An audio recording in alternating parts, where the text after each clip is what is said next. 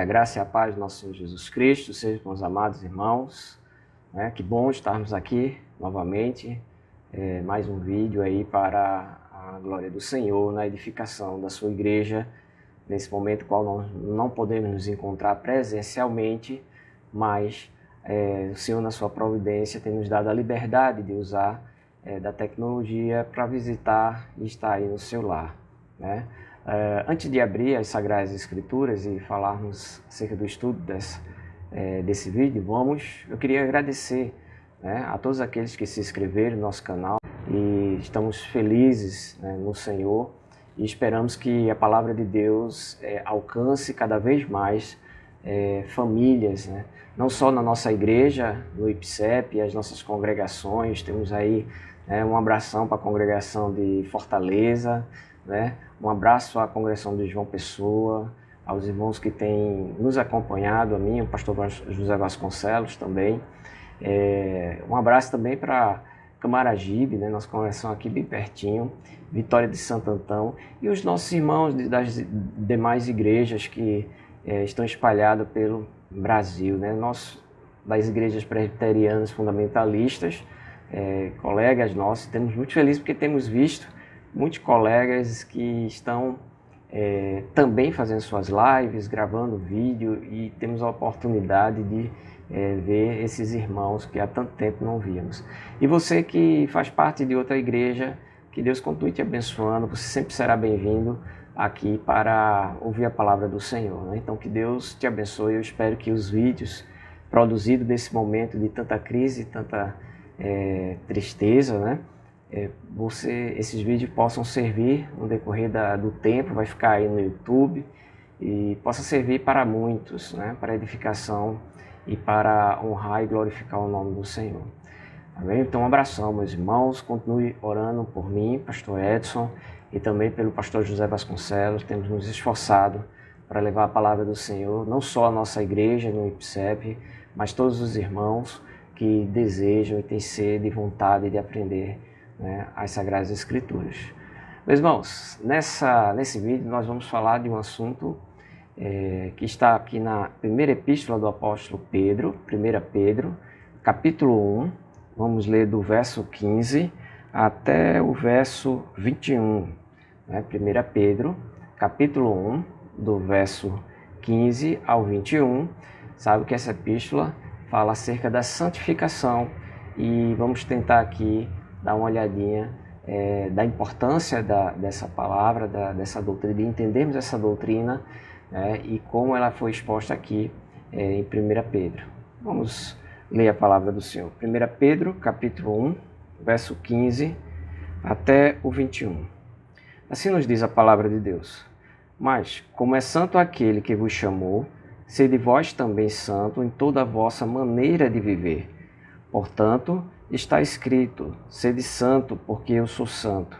E se invocai por Pai aquele que, sem acepção de pessoa, julga segundo a obra de cada um, andai em temor durante o tempo da vossa peregrinação, sabendo que não foi com coisas corruptíveis, como prata ou ouro, que fostes resgatado da vossa vã maneira de viver, que por tradição recebesse dos vossos pais, mas com o precioso sangue de Cristo, como de um cordeiro imaculado e incontaminado, o qual, na verdade, em outro tempo foi conhecido, ainda antes da fundação do mundo, mas manifestado nesses últimos tempos por amor de vós. E por ele credes em Deus, que o ressuscitou dentre os mortos e lhe deu glória, para que a vossa fé e esperança estivesse em Deus. Até o verso 21, meus irmãos, vamos orar ao Senhor. Eterno Pai, novamente, Senhor, nos prostramos aos teus pés, rogando que tu receba, Senhor, o louvor, a glória, e que tu nos ajude na exposição da tua santa palavra, que tu nos ensine, Senhor. Abençoa cada família que está vendo esse vídeo, que teu Espírito os ilumine e os edifique, Pai. Em nome de Jesus Cristo, queremos te agradecer, Senhor, por podermos usar esse meio para falarmos do Evangelho. Queremos te render graças pela tua providência e cuidado com cada um de nós. Em nome do Senhor Jesus. Amém. Meus irmãos, o apóstolo Pedro, aqui, que é o autor dessa epístola, ele fala a uma igreja que estava sendo já perseguida, passando por algumas provações, e acho interessante porque o assunto que ele trata é a santificação. Santificação é um tema bastante conhecido da igreja. Na maioria das mensagens nós somos chamados a nos santificarmos.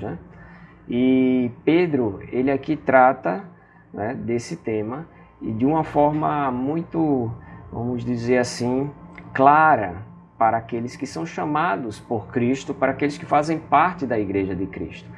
Nós começamos aqui falando no verso 15, mas como é santo aquele que vos chamou. Então Pedro ele começa a mostrar ali para a igreja que a vida cristã, você ser crente, você ser considerado, como em outros vídeos nós já falamos aqui, quem está acompanhando a escola bíblica, ali vimos como o nosso Senhor Jesus Cristo nos ensinou a orar, e ele disse na oração, Pai nosso que estás no céu, mostrando que nós somos agora família de Deus, somos adotados por Deus. E aqui Pedro, no verso 15, diz que nós fomos chamados por Deus. Nossa salvação pertence ao Senhor. O resgate da nossa vida veio do Senhor.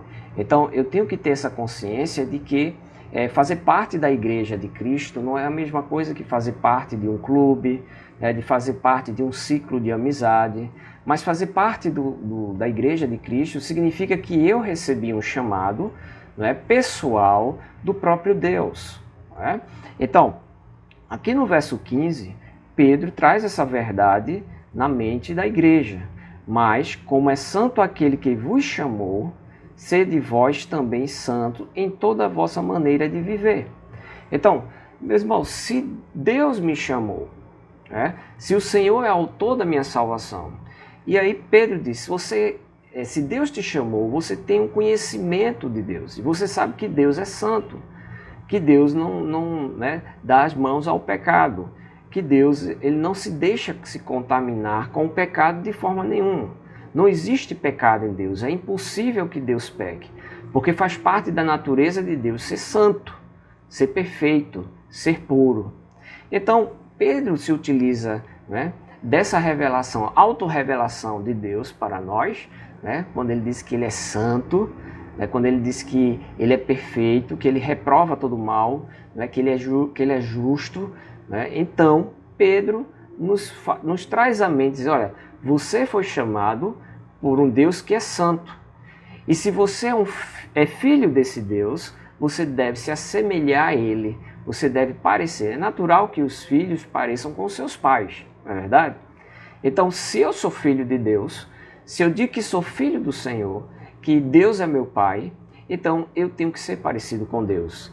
E uma das coisas, meus irmãos, que a palavra de Deus nos ensina é que o crente ele deve ser santo.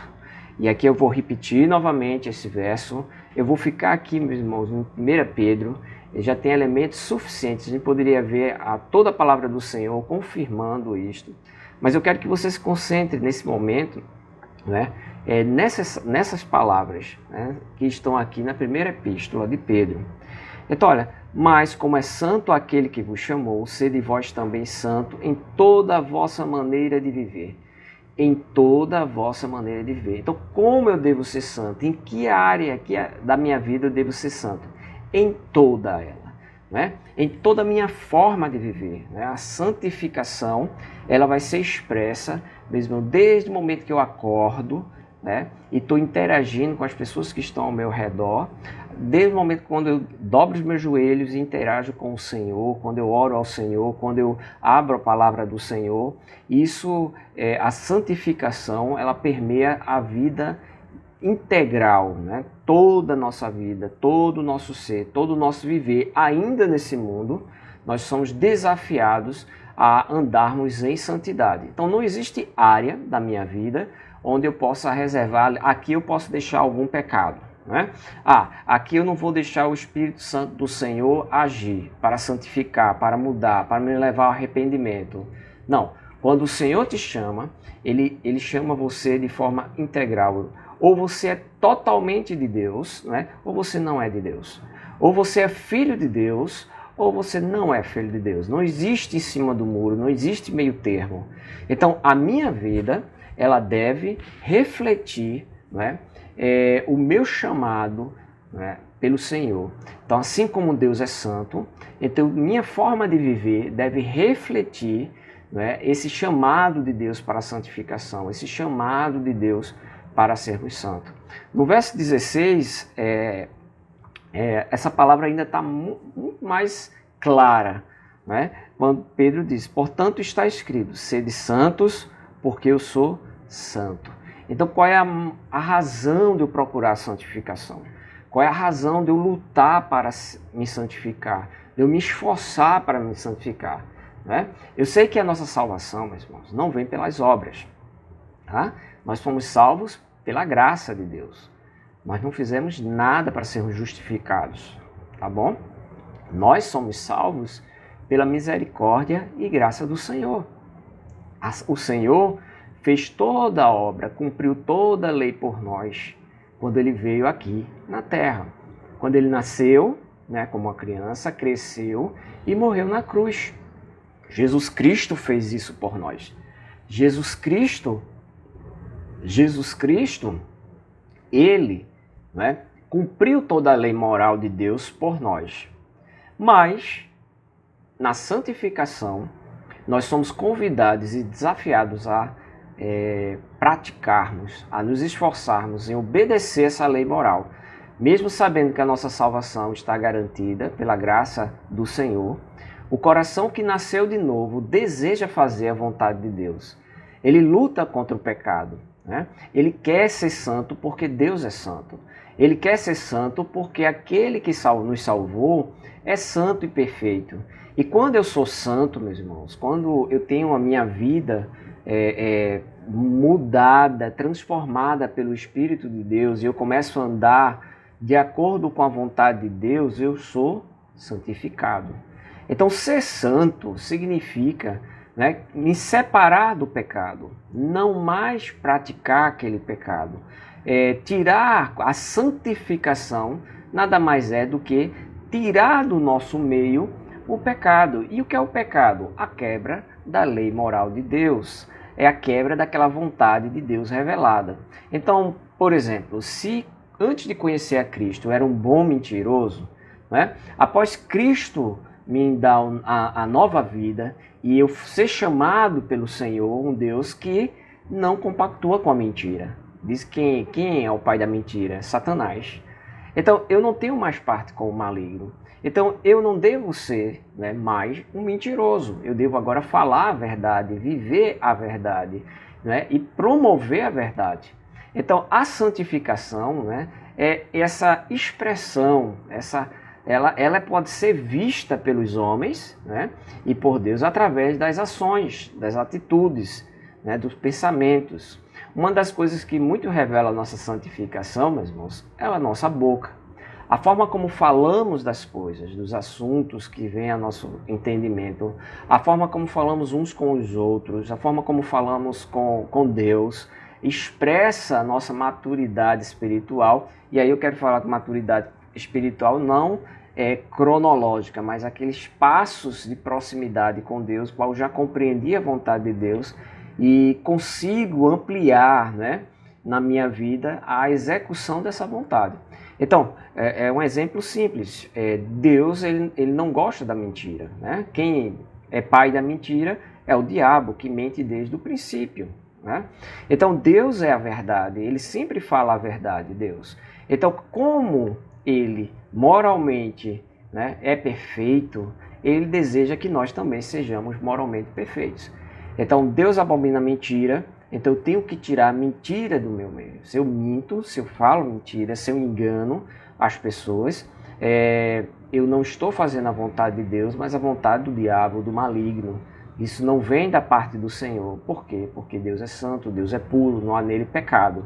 Então a santificação é a retirada desses pecados que nós já praticamos quando Jesus nos encontrou, estávamos perdidos nas trevas, não entendíamos a palavra do Senhor, não entendíamos os planos do Senhor, e agora Deus se revela a nós e nos chama, e aqui revela que, como Ele nos chamou, Ele deseja que venhamos ser santo como Ele é santo, tá certo? Então, santificação é algo que eu e você participamos. Tá? Por isso que o apóstolo Pedro aqui está chamando, convocando, colocando a condição para a igreja.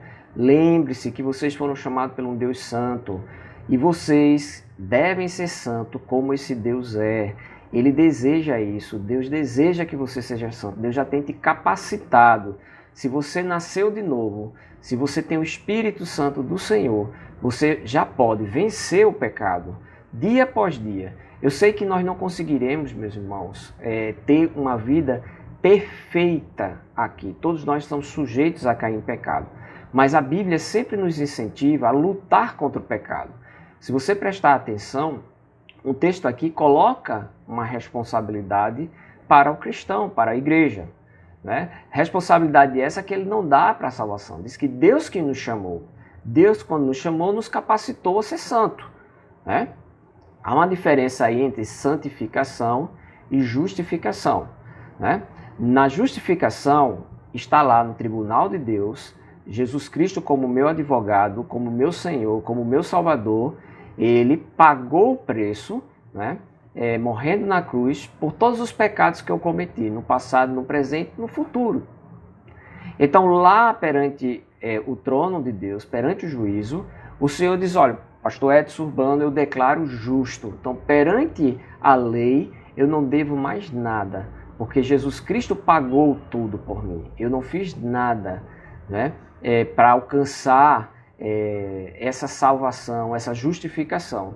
Mas Jesus que fez, né, pela obra de Cristo, pelas ações de Cristo, por Ele ter obedecido toda a lei moral, né, assim como Ele obedeceu perfeitamente, Ele foi santo perfeitamente, como o homem deveria ser desde o início, agora, né, Ele fez isso por mim e me declarou justo. E Ele não só cumpriu toda a lei, mas Ele fez mais, Ele pagou o que eu já devia. Né? Aquilo que eu tinha cometido pecado, o salário do pecado é a morte. Então a única forma de você pagar pecado é morrendo.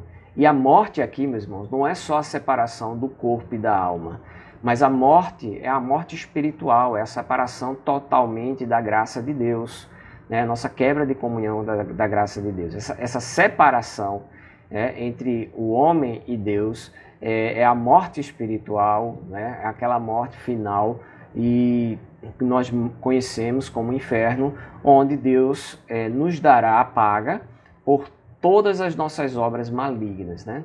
Então, se Jesus Cristo não tivesse nos salvado, todos nós seríamos incapazes de alcançar essa salvação. Por quê? Primeiro, porque já pecamos. Então, aquele que pecou só tem uma forma de pagar esse pecado, né? Perecendo eternamente. Né? Uma vez que você basta um só pecado e não mais poderemos entrar na presença do Deus que é perfeito, doente e santo. Né? Seremos lançados fora. E o juízo de Deus virá sobre toda palavra, todo pensamento, toda ação maligna que tivemos nesse mundo. E você sabe que eu e você não pecamos só uma vez, pecamos várias vezes. Né? Pecamos contra Deus, pecamos contra aqueles que estão ao nosso redor. Né? Fazemos mal até a nós mesmos. Né? Somos irresponsáveis em tantas áreas ao ponto de fazermos mal para nós mesmos. Então Pedro está chamando aqui a nossa atenção de que, pela graça do Senhor Jesus Cristo, Ele que nos deu uma viva esperança, como está no início do capítulo 1, se você quiser ler todo o capítulo 1 e você vai entender várias vezes o apóstolo Pedro falando que temos uma viva esperança em Cristo Jesus, que Ele nos garantiu a salvação, mas que Ele quer e Ele deseja e Ele já nos capacitou a vivermos o quê? De forma santa. Né? Deus, Ele não cobra de nós, meus irmãos, o que a gente não pode fazer. Como crentes, o Senhor vai cobrar de mim e de você aquilo que eu posso fazer já. Então, Deus já me libertou do pecado. Deus já me deu condições para falar a verdade, para saber o que é certo e o que é errado, para agir de forma correta, né? Para ser capaz de pagar o preço passarmos até perseguições, termos prejuízos materiais e até prejuízo físico para não pecarmos contra o Senhor. Então todo aquele que é salvo, todo aquele que é chamado por Deus, ele tem o desejo de agradar a Deus, ele tem o desejo de andar em santidade. Quando eu vejo alguém que diz ser de Cristo e não ama a santificação, eu sei que algum problema há.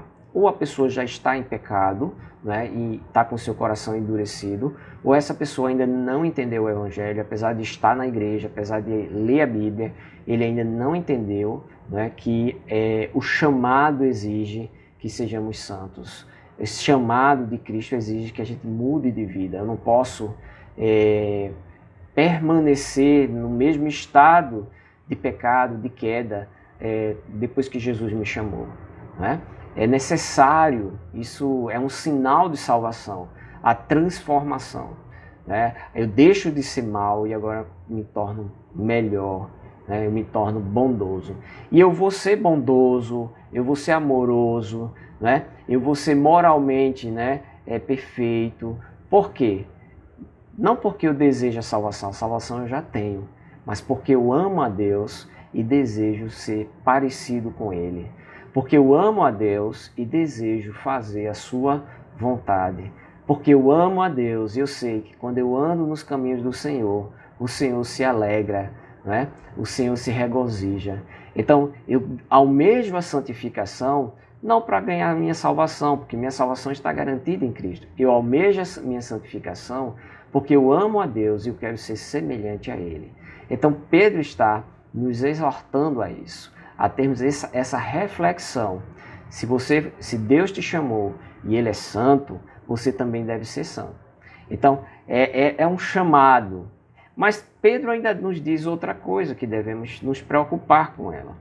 Porque no verso 17, ele diz: E se invocais por Pai aquele que, sem acepção de pessoa, julga segundo a obra de cada um, andai em temor durante o tempo da vossa peregrinação. Então, nesse verso 17, Pedro está dizendo aqui uma coisa muito séria. Lembra que eu falei que quando estávamos estudando na escola bíblica, Jesus nos ensinou a orar assim: Pai nosso que estás no céu, né? A invocar Deus como Pai. Aqui no verso 17, Pedro fala a mesma coisa. E se invocais por Pai, né? Por Pai, aquele que, sem acepção de pessoa, julga. E aí eu vou chamar a atenção para você, sem acepção de pessoa. O que significa? Deus, Ele é justo. Ele é justo. Não é porque você é crente, que diz que vive em Cristo Jesus, que Deus vai deixar, né, de chamar você à santificação. Deus vai deixar de julgar você, né, da sua mão poderosa, né, pesa sobre o crente infiel. O Senhor tem suas formas de corrigir, e Ele corrige a todos quanto ama. A palavra de Deus diz isso, tá certo?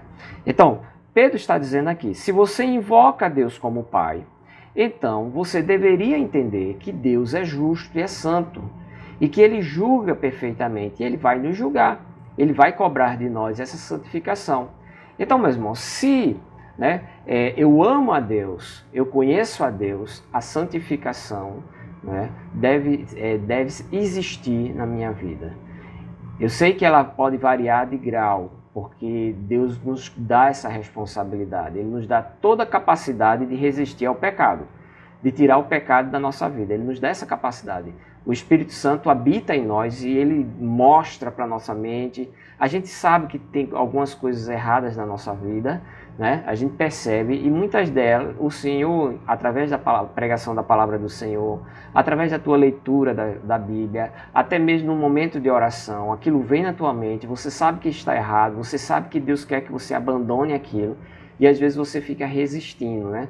Criando pecado de estimação. Isso é um terrível erro, porque esse pecado de estimação ele vai trazer danos para a vida do crente. E um dos danos aqui é que Deus vai pesar a mão. Deus não vai te lançar no inferno se você está em Jesus Cristo, tá? Mas aqui ainda em vida, Deus vai cobrar de você. Então tem muitas coisas que acontecem na vida do crente, meus irmãos, que é fruto do nosso pecado. né? Muitas coisas que a gente perde, que a gente poderia ter uma vida mais agradável, ter uma vida mais tranquila. E nós perdemos isso por quê? Porque não agimos de forma santa. Não temos nos esforçado para a santificação. Não estamos nos preocupando com a santificação. Tá certo?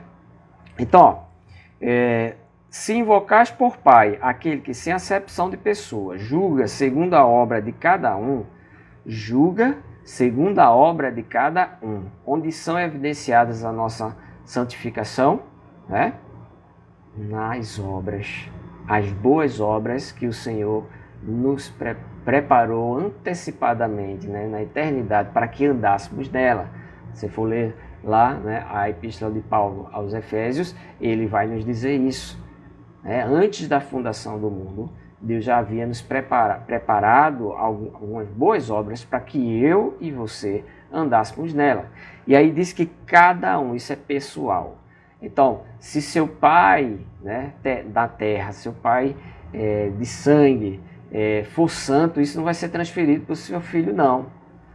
Ah, mas meu pai é crente, ele ora por mim, está tudo certo. Não. O Senhor julgará cada um. Nós seremos responsáveis pelas nossas atitudes, pelas nossas ações. E aqui no verso 17 isso fica claro.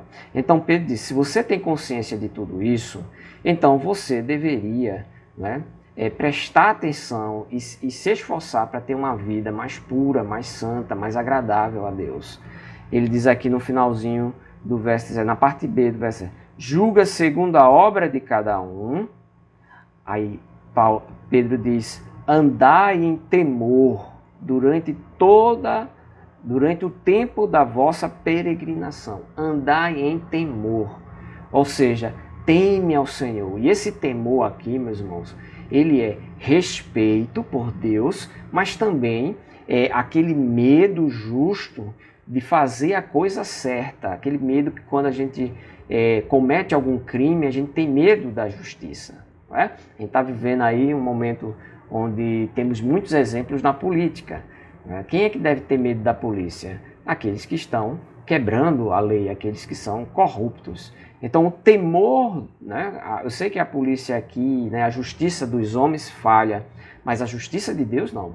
Então eu tenho que andar com temor nesse mundo, me esforçando e sempre vigiando para saber se eu estou agradando a Deus. Meus irmãos, isso é tão sério, né, que nós podemos pecar contra o Senhor até por pensamento. Lembra quando Jesus estava falando acerca do adultério?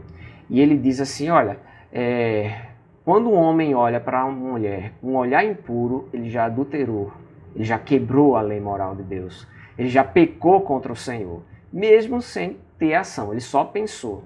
Então, o juízo de Deus, né, ele é tão perfeito, ele não deixa passar nada. Já imaginou? Nenhuma palavra, a Bíblia diz que eu darei conta de todas as minhas palavras, de todos os meus atos.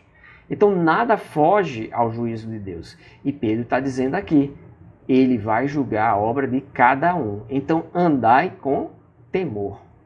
Durante o quê? O tempo da vossa peregrinação. Peregrinação é aquele, né, o nosso tempo nesse mundo. Não pertencemos mais a esse mundo. Esse mundo é passageiro para nós, né, porque estamos aguardando novos céus e nova terra. Então, estamos peregrinando, né, andando o mundo, ainda não estamos no nosso lar permanente. Estamos aguardando o lar permanente, que é os novos céus e a nova terra. Mas vamos andar mais um pouquinho para esse vídeo não ficar tão grande, né, meus irmãos, e você consiga chegar até o final. Verso 18. Sabendo que não foi, né, com coisa corruptível como prata e ouro. Qual é a terceira, né, o terceiro estímulo que Pedro coloca aqui para nós? Ó, eu devo ser santo porque Deus é santo. Então, se eu amo a Deus, eu devo amar a santidade, porque eu fui chamado por Ele. Eu devo ser santo porque eu chamo Deus de Pai e Ele, né, que é justo e julga cada um as suas obras sem fazer acepção de pessoa, né? Eu vou passar por esse julgamento, então eu devo me esforçar para ser santo. E agora ele diz, você deve ser santo, porque para você ter essa capacidade de vencer o pecado, essa capacidade de, nas obras práticas do dia a dia, vivenciar a santificação, algo aconteceu. Um preço foi pago. E no verso 18, Pedro disse que esse preço não foi por coisas corruptíveis, como o ouro, né? Como a prata ou como o ouro, que fostes resgatados do vossa vã maneira de viver, que por tradição recebeste dos vossos pais. Ou seja, a velha, né, criatura antes de Cristo, né, aquele estilo de vida antes de Cristo entrar em nós, que nós herdamos dos nossos pais, que foram ensinados pelos nossos pais. E aqui ele está colocando, meus irmãos, quando os pais são incrédulos, eles ensinam os filhos a andar no caminho da incredulidade. Então Jesus vem, intervém, esse foi o meu caso, né? Meus pais não eram crentes, e eu andava no caminho da perversidade até o Senhor Jesus me chamar. E a partir daí, né, sendo chamado pelo Senhor, há uma transformação, uma mudança de vida. Eu começo a amar, né, fazer a vontade de Deus, eu começo a amar as coisas santas. Mas aqui Pedro está dizendo que isso aconteceu porque um preço foi pago. Não foi ouro e prata que me compraram para o reino de Deus, que me compraram e resgataram do reino das trevas para o reino de Deus. Mas ele disse que foi o quê? No verso 19, o preço, mas com o precioso sangue de Cristo, como de um cordeiro imaculado e incontaminado. Quem foi? Qual foi o preço? Jesus Cristo. A morte de Cristo. Cristo, ele estava na cruz por conta do meu pecado e do seu. Jesus não tinha pecado. Jesus era perfeito, perfeitamente santo. Mas ele enfrentou a morte e morreu na cruz por mim e por você. Isso já deveria ser, meus irmãos, uma ação, né? Nós já deveríamos ter na nossa consciência constrangida quando pecamos, quando pensamos em pecar, imaginar que Cristo teve que morrer na cruz, né? Sofrer no meu lugar e eu agora desperdiçar a minha vida em pecados, né? Eu negligenciar, eu relaxar na minha vida. Não. Ele está dizendo, olha, há um motivo para você lutar, se esforçar na sua vida de santificação. E esse motivo é o preço, o qual custou a nossa salvação, a minha e a tua. O sangue de Jesus Cristo. Todo o sofrimento que Jesus sofreu, que Jesus teve que passar, ele passou por conta do meu pecado e do seu pecado. E o pecado de todos os eleitos. Então isso deveria, meus irmãos, nos levar a um coração temente. Nós deveríamos nos esforçar mais e mais todos os dias para sermos melhor, para sermos mais parecidos com Cristo. Deveríamos pagar o preço. Se eu tenho que perder vantagens materiais, o que é vantagem material? Jesus Cristo perdeu sua vida, ele deu a sua vida, né, para que eu e você tivéssemos vida.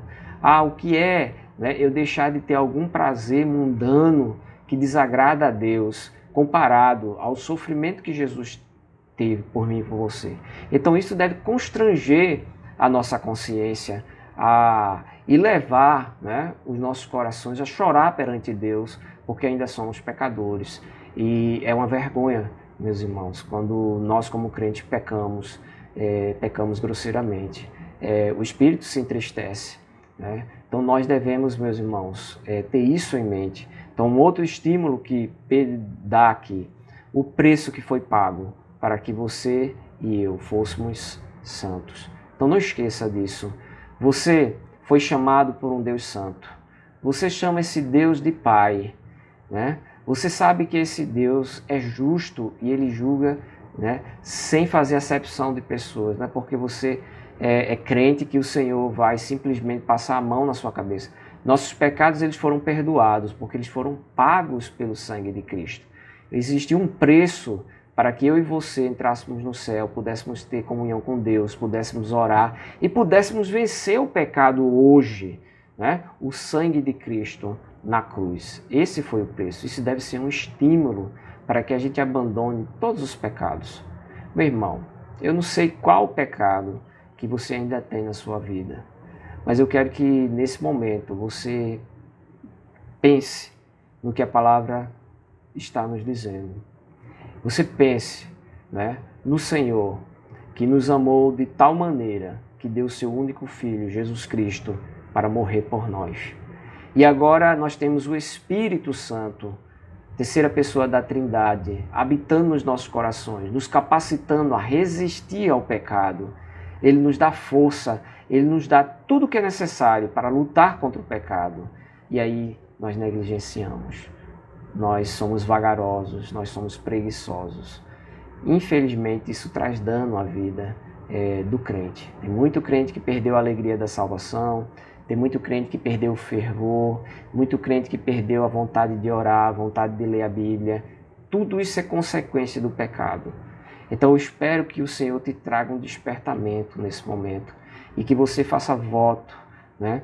E para com o Senhor, dizer: Senhor, eu serei mais santo, né, a partir de agora do que eu fui no passado. E amanhã eu quero ser mais santo do que hoje, até chegarmos à perfeição quando o Senhor retornar, né, e vamos ser glorificados. Mas até lá, o Senhor está chamando para que você batalhe, para que você lute contra o pecado que ainda existe em você. Que a graça e a paz do nosso Senhor Jesus Cristo seja com os amados irmãos.